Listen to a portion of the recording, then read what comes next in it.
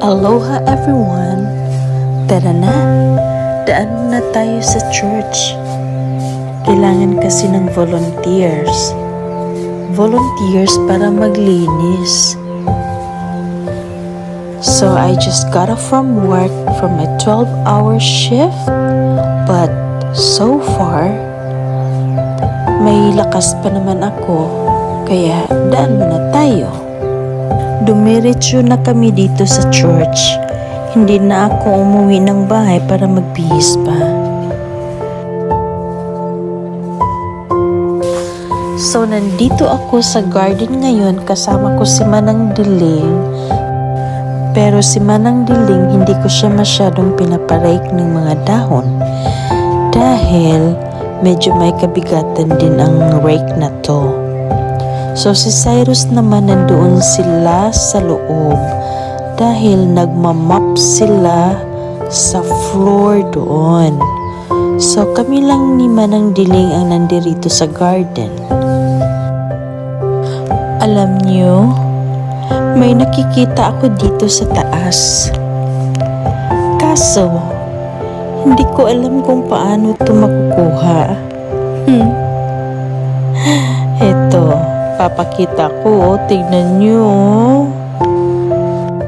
Ayan, ang lalaki ng mga mangga.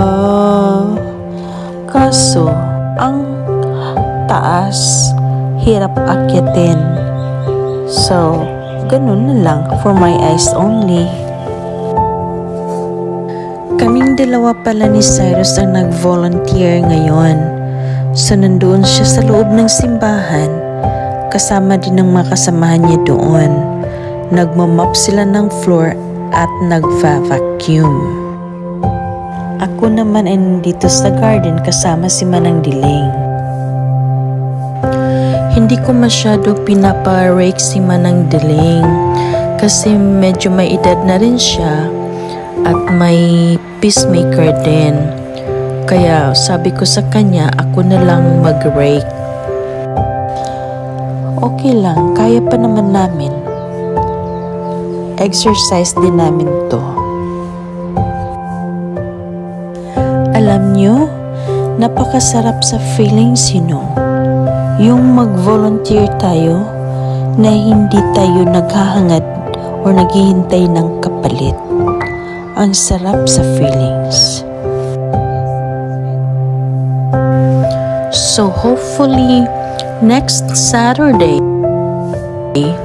may lakas pa rin ako para mag-stop by uli kami dito after my 12-hour shift and then mag-volunteer ulit tayo dito. Alam niyo, ang ginagawa kong ito ay hindi ganun kadali.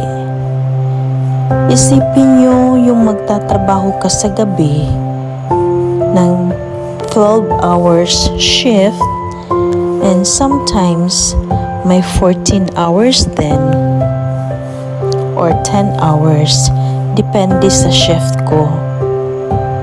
So ang pagsasakripisyo kong ito ay ano din to bilang kabayaran sa lahat ng biyaya in return sa lahat ng biyaya na ibinibigay ni Papa God sa akin. So aside of doing charity, humanitarian charity, pagsiservisyo din sa church, ito rin ang isa sa dream ko. So kung magre-retiro ako, kung ipaubaya ni Papa God o ibibigay niya sa akin ang mag-retire tayo, dito rin ako sa church magsiservisyo bilang kabayaran sa kabaitan ni Papa God sa atin. Napakasarap sa feelings kaya.